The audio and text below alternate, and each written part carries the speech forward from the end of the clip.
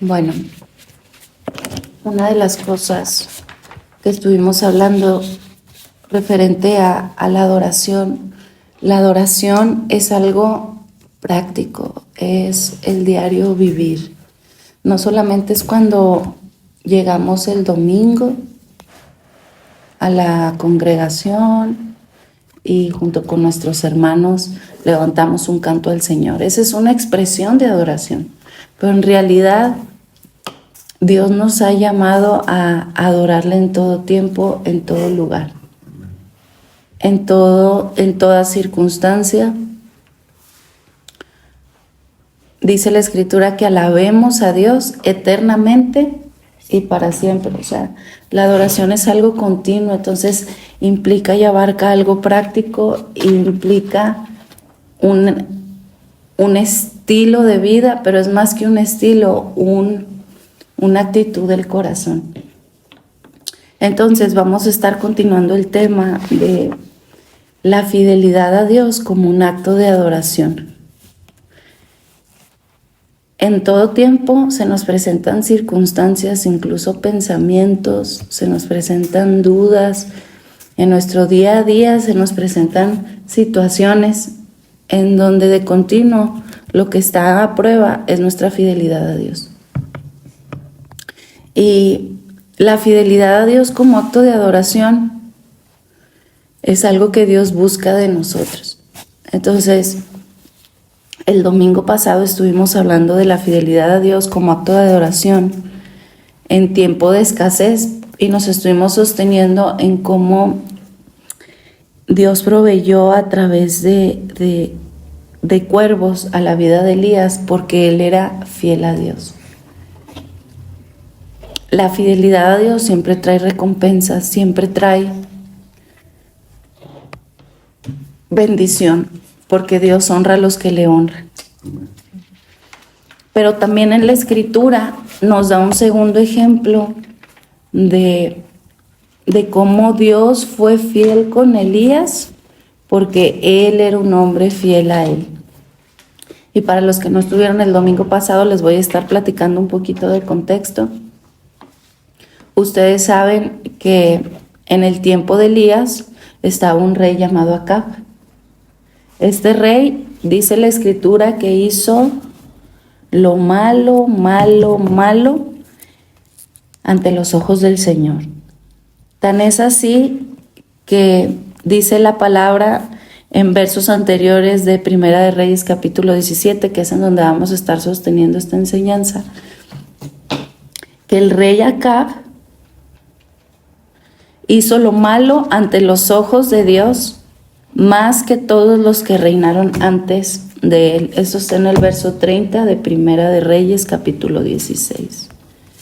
Este rey hizo tan mal que literalmente la vida de este rey fue cada vez más hacia lo malo. Y así es el progreso del pecado. Primero uno dice, ay, pues no pasa nada, se me hace poca cosa, ay, pues ¿qué tiene de malo? Ay, si medio mundo lo hace. Pero ese es el comienzo del acabose. Ese es el comienzo de una vida que a largo plazo va a tocar fondo y va a llegar hasta las profundidades de Satanás.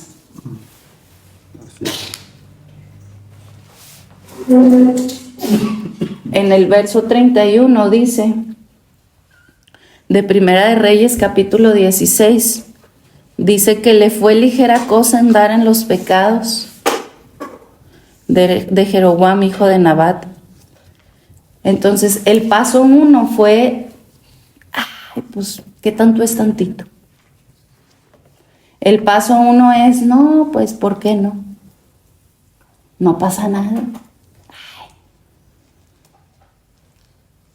Y lo voy a hablar así, vamos a decirlo muy crudamente.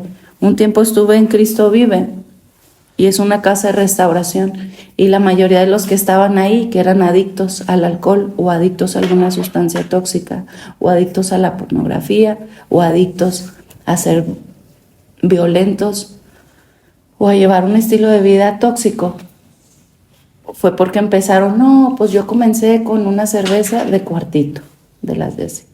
No, pues yo comencé con con esas que traen cero alcohol y bien poquito se les hizo, como dice aquí, le fue ligera cosa andar. Y cuando habla de andar es un caminar. Es algo que poco a poco, y es como un bebé, primero empieza a gatear, primero empieza, pero ya empieza a andar tras, y ya después no hay quien lo pare. Así es el pecado. Un poquito de levadura contamina todo el cuerpo, contamina toda la masa. Y cuando menos lo esperamos, en un abrir y cerrar de ojos, el pecado paga factura. Y la factura que nos cobra siempre es más grande de lo que en su principio pensábamos.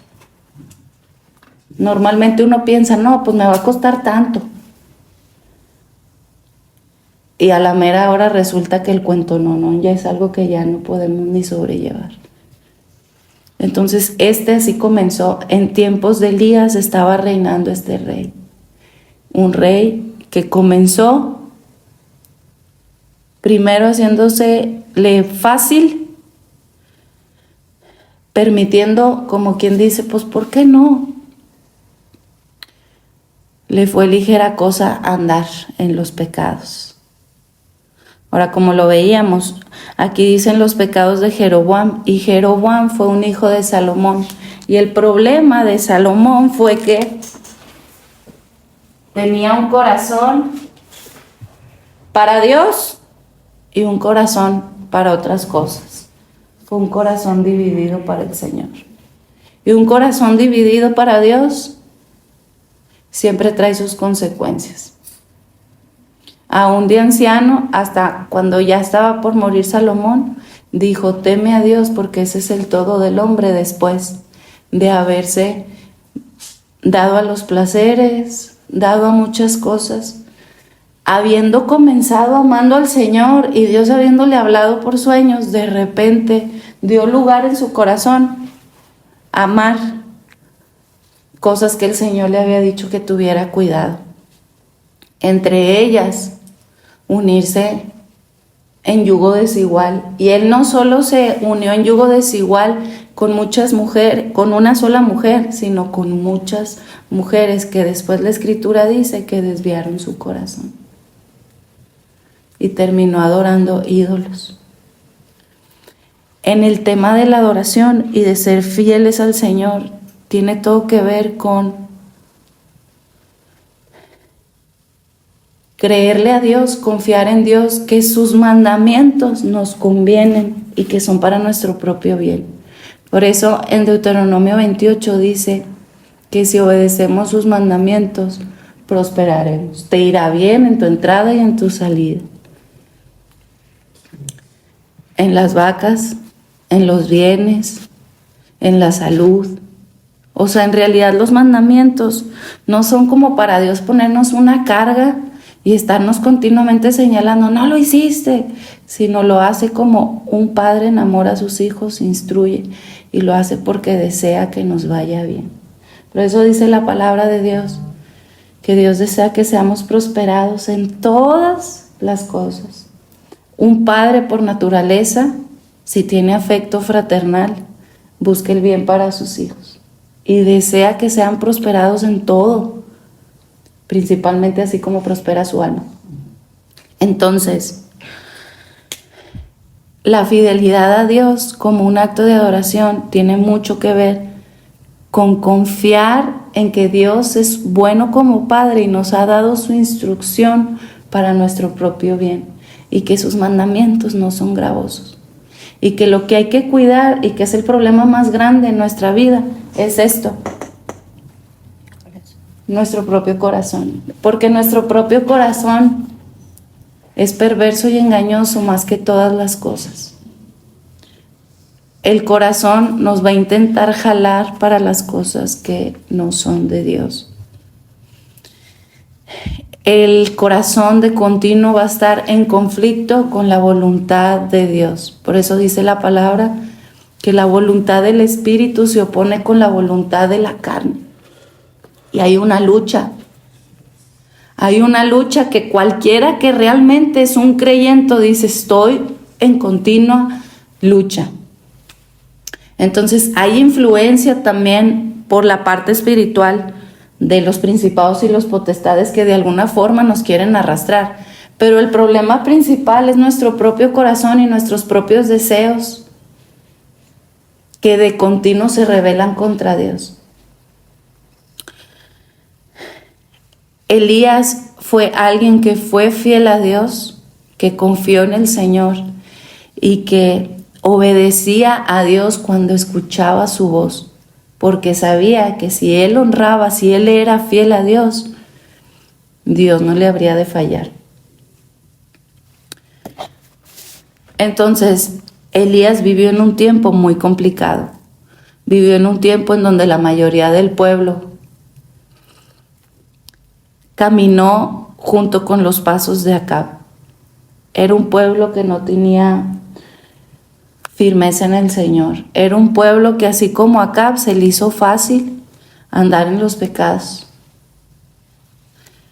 También dice que este Acab tomó por mujer a Jezabel. De igual forma, primero se le hizo fácil el pecado, después se casó con una mujer llamada Jezabel. Esta mujer, Jezabel, era fenicia. Era una mujer de donde venía era la capital de Tiro y era en cierta forma una parte en donde era un comercio marítimo y se trasladaban muchos productos de buena calidad. Era una ciudad de donde ella venía y donde ella era reina. Era una ciudad, por decirlo así, cubierta, que cuando los otros imperios querían venir a conquistar, aquí no la tocaban, porque decían, nos conviene tener acuerdo comercial político con Fenicia porque por sus productos. Entonces el rey Acab se comprometió con una extranjera llamada Jezabel, que fue otro pecado que el Señor le había dicho, ten cuidado, no te cases con yugo desigual, no tomes para ti mujer extranjera o hombre extranjero. A eso en nuestros días se interpreta en parte como alguien que no teme a Dios, que no adora al mismo Dios que nosotros adoramos, que es el Dios que está revelado en la Escritura. Al pueblo de Israel se le había conferido la bendición y el privilegio de poder conocer al Dios de Israel, y ellos vieron una y otra vez cómo Dios puso su mano para salvarlos, rescatarlos del pueblo egipcio, rescatarlos una y otra vez en tiempo de los jueces, en donde se levantaban filisteos, entre otras naciones en Canaán, para volver o intentar subyugar al pueblo, y la intervención siempre estuvo del Señor, pese que al corazón del pueblo siempre fue un corazón dividido. Entonces aquí vemos que el rey Acab fue tal el punto que primero comenzó con algo muy poco y después terminó ya casándose, comprometiéndose, haciendo alianza para toda su vida con alguien que lo iba a llevar a serle infiel a Dios. Por eso después vemos las consecuencias. Dice, hija de Edbal, rey de los Sidonios, y fue y sirvió a Baal y lo adoró. El pecado es como una especie de anzuelo que te atrapa a tal punto, que es la carnada, que cuando la pescas es el acabose de la persona. Así como los peces son atrapados por carnada, de igual forma el Señor le dijo a sus discípulos que ellos habrían de ser pescadores de hombres, pero no a través de estrategias carnales, sino a través del poder de Dios. Pero en este caso, los sidonios eran expertos en la caza. Jezabel tenía pura estrategia terrenal y ponía de continuo carnada para que el pueblo de Dios terminara siéndole infiel al Señor y terminaran adorando a lo que no es Dios. Adorando a la prosperidad, yendo tras la corriente de este mundo que era lo económico. Estaban anonadados con la especie de los maquillajes, eran muy buenos para el arte de la pintura, entonces las mujeres ahí se maquillaban muy bien y usaban el arte de la seducción para hacer caer a los hombres. Llevaban una vida de promiscuidad en todo sentido, le daban rienda suelta a los placeres sexuales, y aquí encontramos cómo era algo que Dios había dado de antemano, diciendo: en tu juventud, conságrate al Señor. Y el tema, por ejemplo, de lo sexual es solo dentro del matrimonio. Para los sidonios eso era un acto de risa. Dice que sirvieron a Baal y lo adoró. Entonces, primero a Acab se le hizo fácil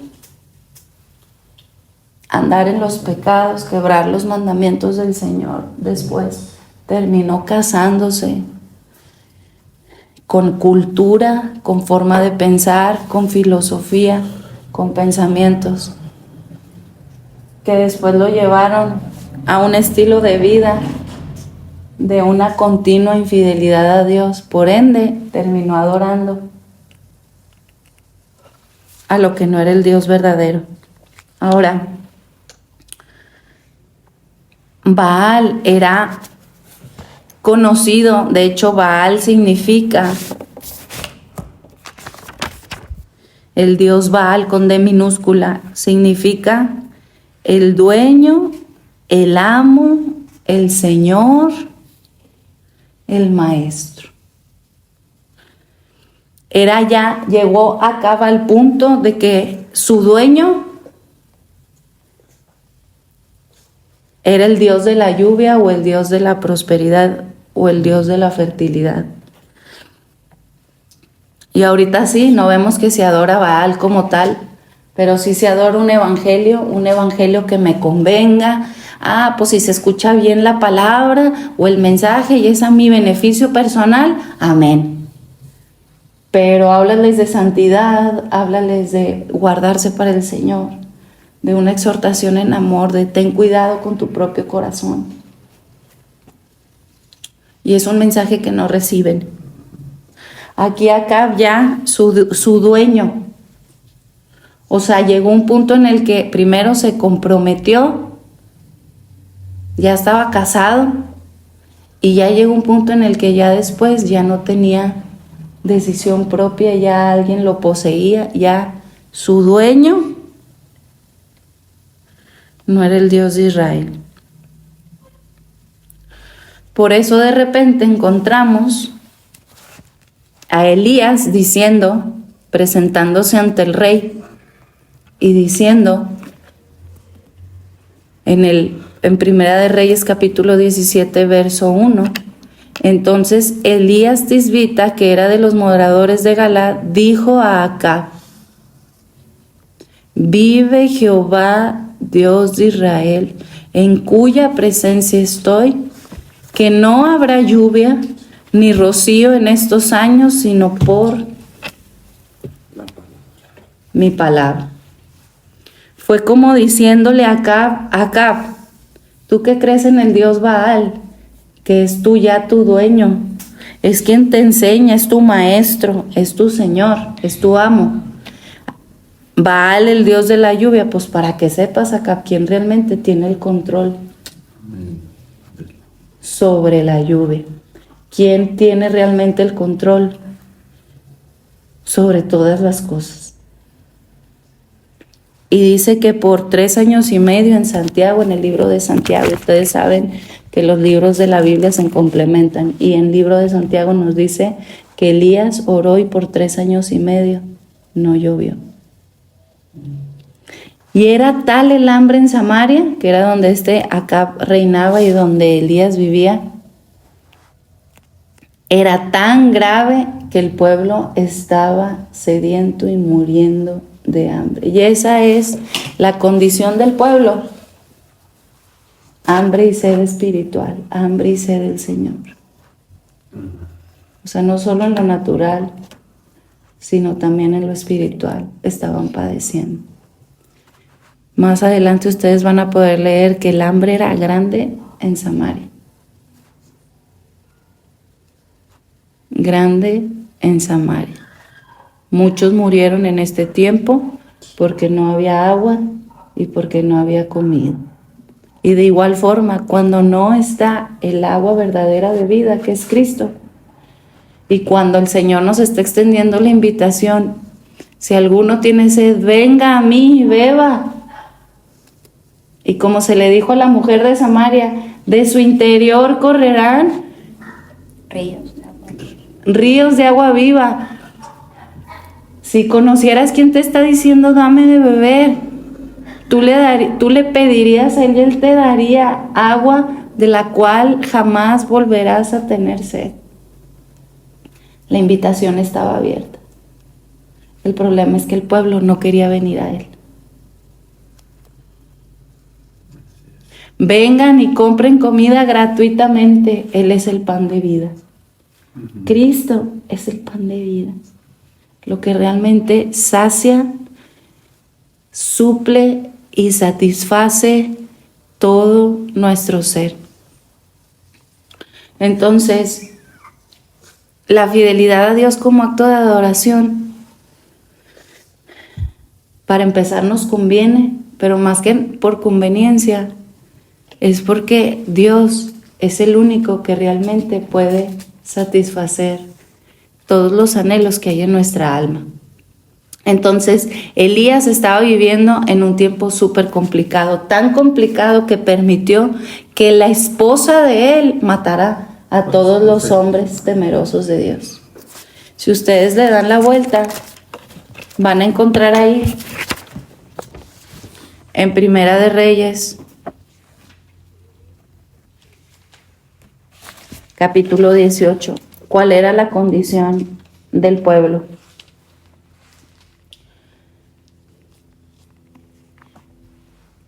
Segunda de Reyes, capítulo 18, verso 4. Porque cuando Jezabel destruía a los profetas de Jehová, siempre que alguien se determine a serle fiel a Dios, el Señor lo va a usar sus labios para hablar, para exhortar, para hablar la palabra de Dios. Pero siempre va a haber oposición. Y aquí la esposa de Acab, vean qué era lo que hacía. Quería destruirlos. Jezabel también es una representación de la oposición espiritual que hay en nuestra vida cuando buscamos serle fieles al Señor.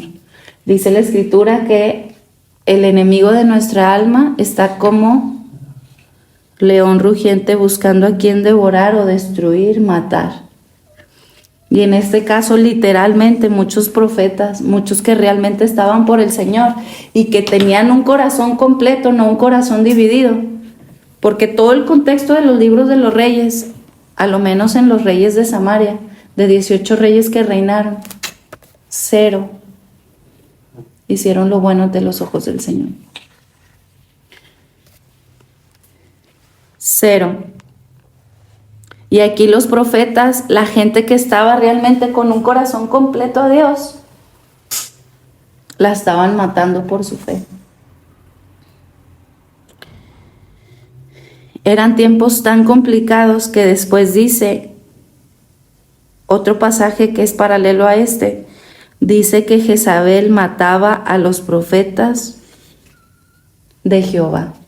Pero fíjense cómo siempre Dios se proveía de alguien o usaba a alguien para sustentar a aquellos que le fueron fieles. Abdías tomó a 100 profetas y los escondió de 50 en 50 en cuevas y los sustentó con pan y agua. A los que realmente le son fieles al Señor, el Señor siempre trae el sustento, que es Cristo, y les da el pan espiritual diario. Siempre viene Cristo a sentarse a la mesa y a hablarnos, y el agua. Gracias, Señor. El Señor nos sustenta. Hay una promesa en la Escritura, en el Salmo 18, verso 35, y dice: me diste asimismo el escudo de tu salvación, tu diestra me sustentó. ¿Quién está sentado a la diestra de Dios? En el trono celestial. ¿Quién? Cristo. Cristo está sentado a la diestra. Me diste escudo de tu salvación. Dígame si estos no fueron salvados, librados. Tu diestra me sustentó y tu benignidad me ha engrandecido. Fueron hombres, juntamente con Elías, que pudieron degustar que Dios fue bueno y es bueno y seguirá siendo bueno, pese a las circunstancias que nos estén acechando a nuestro alrededor. Pudieron gustar del amor del Señor. Podían testificar: Dios realmente es bueno. Y no solo porque lo sabían, lo habían leído, era su diario vivir. Habían experimentado por carne propia el amor del Señor. Estos fueron salvados, fueron librados. Había una protección especial sobre sus vidas. Había un escudo. Y aquí no solo lo habla en el aspecto natural, sino también en el aspecto espiritual. Cuando hablamos de salvación, está también hablando de la salvación de sus almas. Por eso dice la Escritura que de qué nos sirve ganar el mundo entero si nuestra alma se pierde. Si nuestra alma se pierde. Se va a llegar de tiempo en tiempo en donde nuestra fidelidad a Dios va a ser probada, para darnos nosotros mismos cuenta si realmente estamos en la fe, porque Dios ya lo sabe. Y cuando Dios nos prueba, no nos prueba para, a ver si pasa el examen. No, nos prueba para hacernos conocer a nosotros mismos lo que Él ya sabe. Y si no estamos aprobados o estamos faltos, el Señor lo hace como un acto de misericordia para volvernos a Él en arrepentimiento. La prueba de nuestra fe también es un acto de la bondad de Dios. La prueba de nuestra fe es una muestra de la misericordia de Dios sobre nuestra vida, porque como hombres fallamos. No sé si recuerdan ese evento en donde Jesús le dijo a sus discípulos: estoy en angustia, oren conmigo. Y dice que se quedaron dormidos. Bueno, de igual forma, como hombres, la carne es débil. Y aquel que dice que no tiene pecado es mentiroso. Pero el pecado como estilo de vida, para un realmente nacido de nuevo, no es algo, no es evidencia de que realmente tiene salvación. Pero aquí, para aquellos que son fieles al Señor y que lo alcanzan a entender, que es un estilo de vida y que se requiere obediencia y se requiere no dudar de la bondad de Dios, que todo lo que Dios ha dicho es bueno porque Él es bueno, y que nuestro problema es nuestro propio corazón porque nosotros somos malos.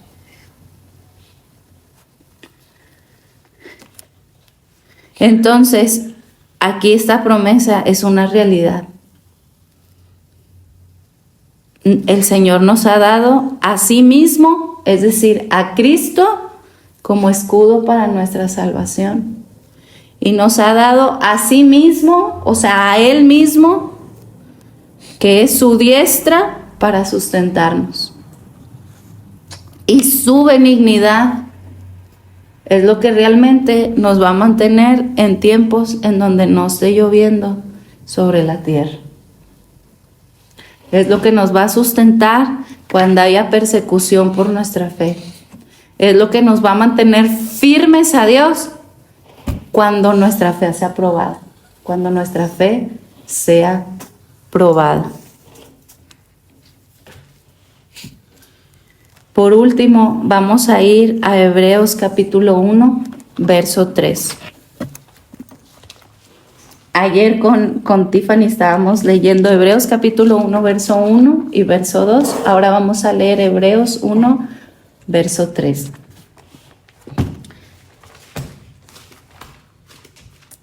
Y sí, el Señor en Hebreos, haz de cuenta que es una cátedra para hacernos conocer quién realmente Dios usa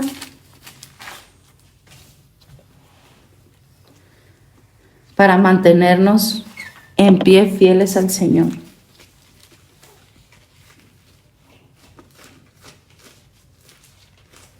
Y dice así: Dios, habiendo hablado muchas veces y de muchas maneras en otro tiempo a los padres por los profetas, en estos postreros días nos ha hablado por el Hijo. Y después dice: a quien constituyó heredero de todo y por quien asimismo hizo el universo. Y vean, verso 3, el cual, siendo el resplandor de su gloria y la imagen misma de su sustancia, es quien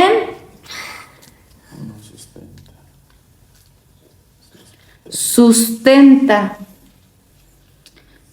todas las cosas con la palabra de su poder. Nosotros no podemos sustentar nuestra propia vida y ni mucho menos nuestra propia alma. Pero Dios escogió a Cristo, que Él sí puede y es el que sustenta todas las cosas. A quien correr en tiempo de necesidad, a quien correr en tiempo de hambre, cuando nos sentimos vacíos, secos, en tiempo de sequedad, cuando no está lloviendo sobre esta tierra, porque somos del polvo, cuando estamos sufriendo en cierta forma, aún siendo pueblo de Dios, los efectos de la escasez. ¿A quién correr? ¿A quién acudir? A aquel que es quien sustenta todas las cosas con la palabra de su poder. En otras palabras, está diciendo aquí, Cristo es lo suficientemente poderoso para sustentarnos. Y esta es la promesa más grande. Él es fiel a sí mismo y por eso, cuando corremos en medio de tiempos de escasez y le creemos a Dios y le somos obedientes y creemos a su palabra, es decir, creemos a Cristo como aquel que sustenta toda nuestra vida, todo nuestro ser y aún todas las cosas con la palabra de su poder, el Señor es fiel. Y el Señor se hace presente. Entonces, ya para cerrar, que el Señor nos ayude a tener un corazón completo para Él. Y que nos ayude a ser vasijas, hombres y mujeres, en donde le somos fieles. En donde entendemos que no hay lugar para otros dioses en nuestra vida. Y que la fidelidad a Dios es un acto de adoración en tiempos difíciles. Pero si le creemos al Señor, que Cristo es lo suficientemente poderoso para sustentar nuestra alma, aún para sustentarnos de forma natural, en lo físico, para sustentarnos, para proveernos protección y para preservar nuestra alma. El Señor es fiel. A los profetas se les dio el pan y el agua. En otras palabras, a los profetas en medio de ese tiempo se les manifestó Cristo con un mayor entendimiento. Y qué hermoso es que podemos conocerle en una mayor dimensión en medio de este tiempo. Gracias, Señor, por tu palabra. Gracias porque nos recuerdas y que hay una lucha constante, no solo por lo externo y el mundo espiritual, sino también en nuestro propio corazón, que de continuo está luchando para hacer la voluntad de Dios. Señor, ayúdanos a entender que a ese el que obedecemos, a ese nos hacemos esclavos. Acab no entendió, no lo vio, no lo entendió, y su vida fue de continuo al mal, mal y mal. Señor, líbranos de nosotros mismos, líbranos, Señor, de la influencia que hay también afuera, de los principados y potestades y huestes de maldad, de aquella influencia como la especie de Jezabel que de continuo está poniendo carnada para atraparnos y para hacernos morir. Y gracias porque nos has dado esa promesa, Cristo como aquel que sustenta todas las cosas con la palabra de su poder. Gracias, Señor, porque también nos has prometido que tú serás el escudo de nuestra salvación, que aquel que está a tu diestra, que no es otro más que Cristo, nos sustenta, y veremos tu benignidad y nos ayudarás a permanecer fieles a ti. Te pido que en medio de prueba, en medio de donde a veces nuestros pensamientos están claudicando, nos ayudes a ver la manifestación de tu poder y sea Cristo ordenando nuestra mente, nuestros pensamientos.